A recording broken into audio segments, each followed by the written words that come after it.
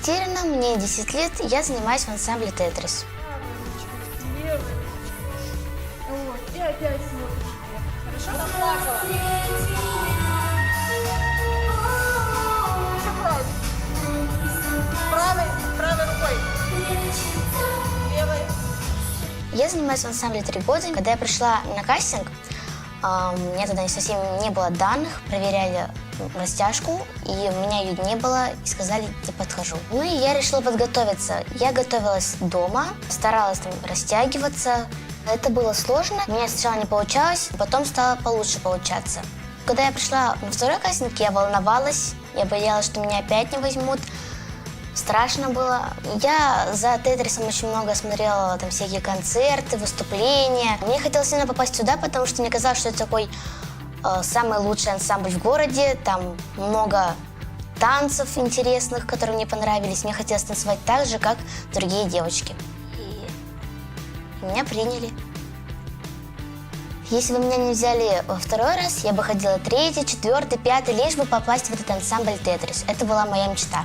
Но в первое время было, конечно, сложно, потому что растяжка была плохая. Нам помогали, чтобы мы растягивались.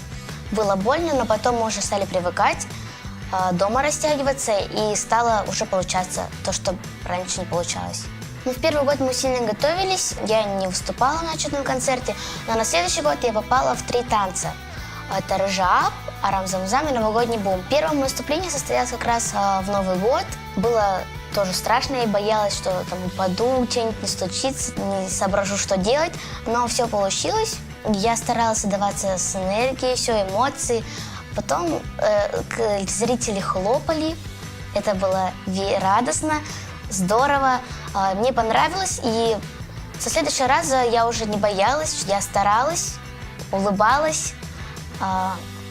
Радовалась, было интересно. Ах, Пари, Пари, самый романтический город мира. Все, я, кажется, влюбился. Женюсь.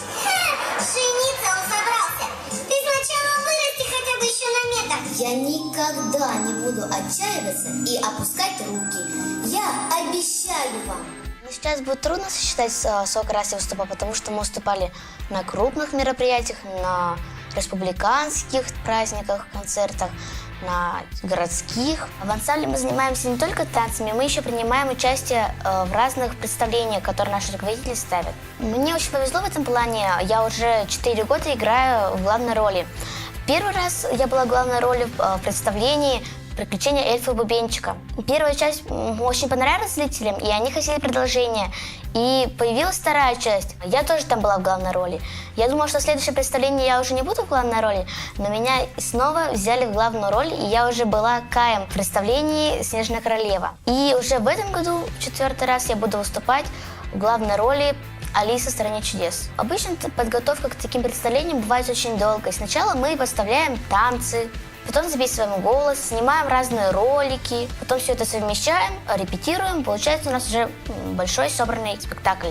Мне приятно, что зрители радуются, порой места бывают смешные, грустные, зрители это все чувствуют, и я стараюсь тоже вкладывать в это все энергию, свои эмоции. Так мы это... Да, мы... за салом приехали. Да, за салом. Ну как? Похож я на Деда Мороза? Мне у вас быть в гостях нравится все больше и больше. Вообще, когда выступаю, обычно потом я прихожу в школу, и потом мне говорят, я тебя видела на концерте, и ты выступала на всяких разных концертах. Некоторые ходят они на выступления, а потом говорят, ой, круто выступаешь, там тебе это, у тебя это получается, понравился концерт. И мне очень приятно слышать такие отзывы положительные, потому что я стараюсь отдавать на сцене всю себя. Если вы хотите заниматься каким-то делом, то идите к этой цели, чтобы у вас все это получилось. Если у вас не получилось с первого раза, все равно попробуйте в следующий раз, чтобы потом ваша мечта обязательно сбылась.